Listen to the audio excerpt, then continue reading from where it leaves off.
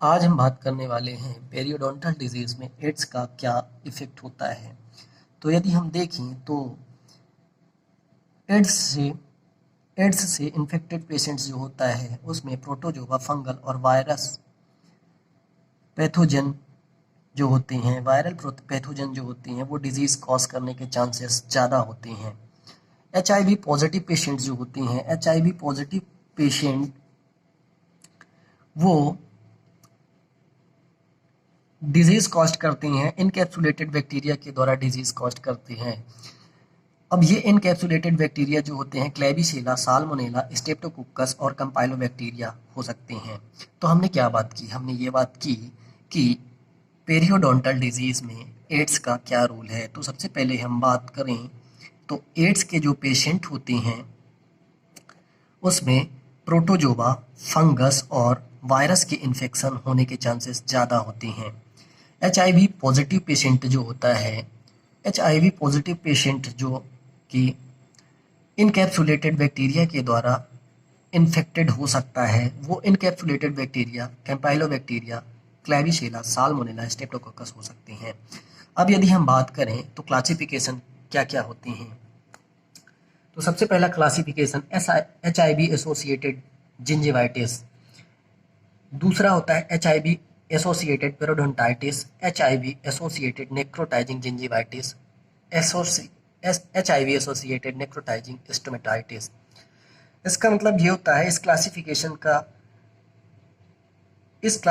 से हम ये समझ सकते हैं कि एचआईवी के द्वारा हमारे जिंजिवाइटिस में क्या इफेक्ट पड़ता है, एचआईवी के कारण हमारा पेरियोडोंसियम कैसा होता है, एचआईवी के कारण हमारे जिंजाइवा में कितने परसेंट नेक्रोटाइजिंग होता है, कितना परसेंट खत्म होता है, धीरे धीरे खत्म होता है, और एचआईवी के कारण नेक्रोटाइजिंग स्टोमेटाइटिस कैसे होता है। तो सबसे पहले हम बात करें HIV associated with gingivitis. Gingivitis इसमें क्या होता है कि मान के चलिए हमारा टूथ है, ये टूथ के ऊपर ही मार्जिनल जिंजाइवा है, मार्जिनल जिंजाइवा इन्फ्लेम्ड हो जाता है। मार्जिनल जिंजाइवा के ऊपर जो रूट होती है, रूट के बाहरी सरफेस को अटैच जिंजाइवा बोलते हैं। मार्जिनल जिंजाइवा से लेके ऊपर वाले पार्ट्स, मैक्सिलरी की बात कर रहे हैं हम, मैक्सिलरी टूथ में जो होता है अटैच जिंजाइवा, इसकी बिड्थ मतलब कि इसकी चौड़ाई जो होती है, इसकी बिड्थ बढ़ जाती है।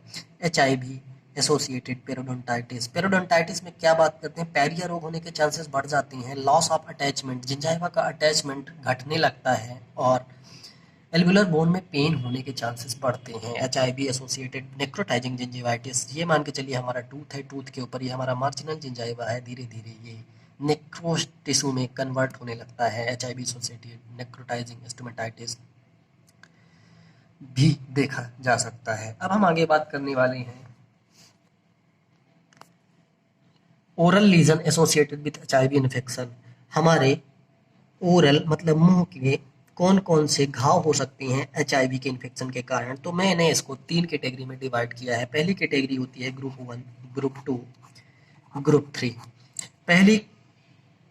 पहला जो ग्रुप है उसमें linear gingivitis erythematous, Kaposi's sarcoma, non Hodgkin's lymphoma, Candida, इस प्रकार के लीजन हो सकते हैं ग्रुप 1 में।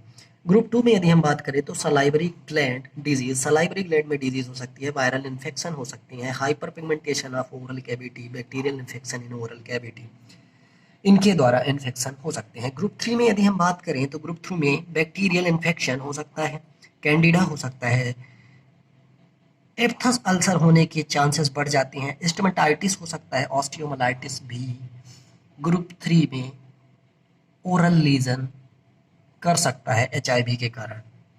मोस्ट कॉमन ओरल एवं पेरियोडोंटल मैनिफेस्टेशन ऑफ एचआईवी यदि बोलें तो इसमें सबसे पहली बात तो ये होती है कि हमारे टंग में क्या चेंजेस हो सकते हैं। इसका मतलब यही है कि एचआईवी के कारण हमारे ओरल और पेरियोडोंसियम में क्या क्या फर्क पड़ते हैं। तो ओरल में बात करें तो हैरी ल्यूकोप्लेकिया, टंग के लेटरल पार्ट में, टंग जो है हमारा, टंग के ये लेटरल पार्ट्स में या मिडिल पार्ट्स में हेयर लाइक स्ट्रक्चर बनने लगती है जो ह्यूमन पैपिलोमा वायरस के कारण होती है। दूसरी बात, हम मुंह में पैचेस देखेंगे जो कैंडिडा के कारण होते हैं, oral hyper pigmentation. Oral hyperpigmentation भी एचआईवी के कारण देखा जा सकता है। एप्थस अल्सर जो कि एचआईवी के पेशेंट में हो सकता है। Thank you very much.